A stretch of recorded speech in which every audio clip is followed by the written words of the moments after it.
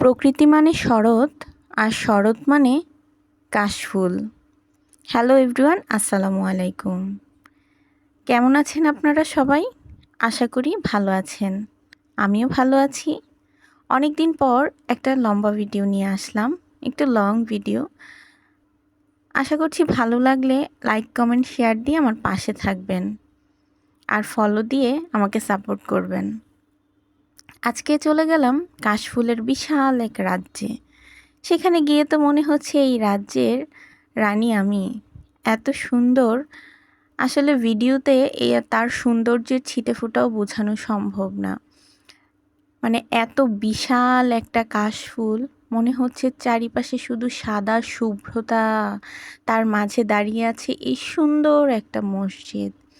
অপূর্ব দৃশ্য, অনেক সুন্দর, মানে যা ভাষায় প্রকাশ করার মতো না। চারপাশে মানে চারিদিকে কাশফুলের বাগান, কাশফুলের এই বন।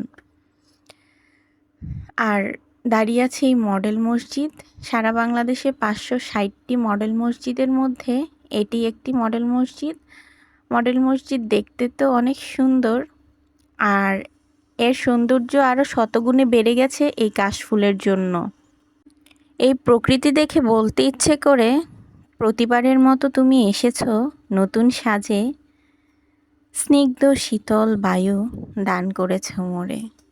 শরৎ সেজেছে কাশফুলে, থরে বিথরে বালুচরে, সাদা মেঘের শতদল উড়েছে অপরূপা নীলাম্বরে। কি অপূর্ব দৃশ্য, তাই না? এর মাঝে তো নিজেকে হারিয়ে ফেলতেই মনে চায়। মনে হয় যেন কাশফুলের সাথে আমি একাই কথা বলি। কাশফুলগুলো সব ছন্নছাড়া হয়ে আছে। কাশফুলের সাদা শুভ্রতায় মন চায় হারিয়ে যায় অজানায়, হারিয়ে যায় কোনো এক কাশফুল বাগানে, মুগ্ধ হয়ে যায় কাশফুল বাগানের দৃশ্যে। নিচে সাদা কাশফুল, উপরে মেঘের ভেলা। আহা কি অপূর্ব এই গোধূলি বিকেল বেলা।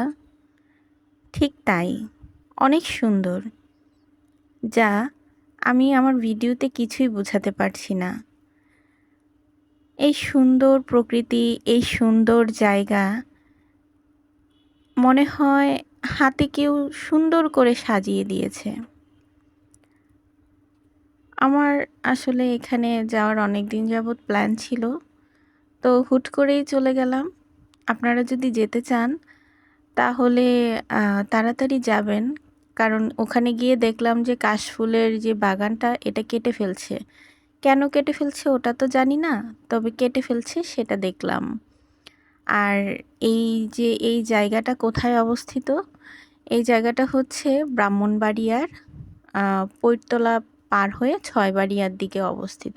ভালো থাকবেন সবাই।